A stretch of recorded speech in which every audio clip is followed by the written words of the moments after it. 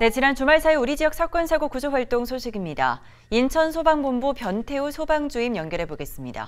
변태우 주임 나와 계신가요? 네, 안녕하세요. 인천 소방본부 변태우입니다. 네, 안녕하세요. 지난 주말 사이 어떤 사고들이 있었나요? 네, 먼저 화재 사고 소식입니다. 어제 낮 12시 16분경 부평구 부평동의 한 다가구 주택에서 화재가 발생했습니다. 당시 인근을 지나던 행인이 창문에서 새어나오는 연기를 목격하고 119에 최초 신고를 해왔습니다.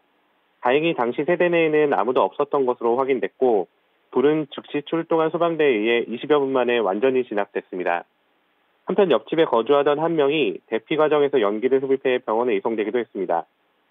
화재 조사 결과 불은 주방 콘센트 부근에서 처음 시작된 것으로 추정되고 있으며 냉장고 등을 태워 총 320여만 원의 재산 피해가 발생했습니다.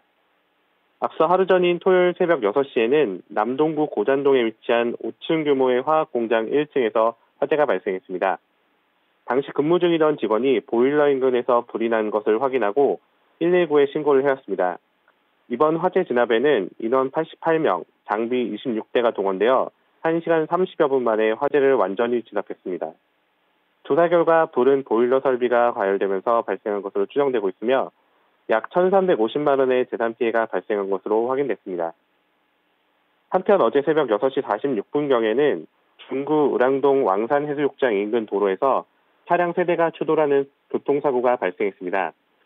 운전자에 따르면 운전 중 반대 방향에서 오던 차량이 중앙선을 침범해 넘어와 차량끼리 정면으로 추돌하면서 이번 사고가 발생한 것으로 확인됐습니다.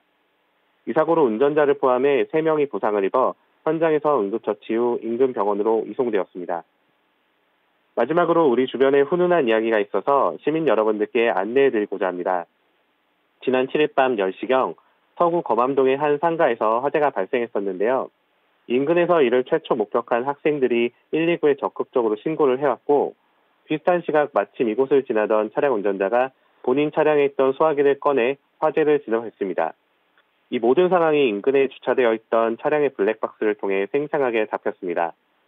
화재는 초기 대응을 어떻게 하느냐에 따라 그 피해가 크게 달라지는데요. 이번 화재는 이분들께서 너무나 적극적으로 잘 대응해 주셨기 때문에 큰 피해를 막을 수 있었습니다. 소방에서는 이 시민분들의 용감한 행동에 감사의 표시로 조만간 표창장을 수여할 계획입니다. 사고는 언제 어디서 발생할지 모릅니다. 시민 여러분들께서도 소방안전 교육을 통해 초기 대응 요령을 몸에 익히고 꼭 필요한 순간에 실력을 발휘할 수 있길 바랍니다. 이상 인천 소방본부에서 전해드렸습니다.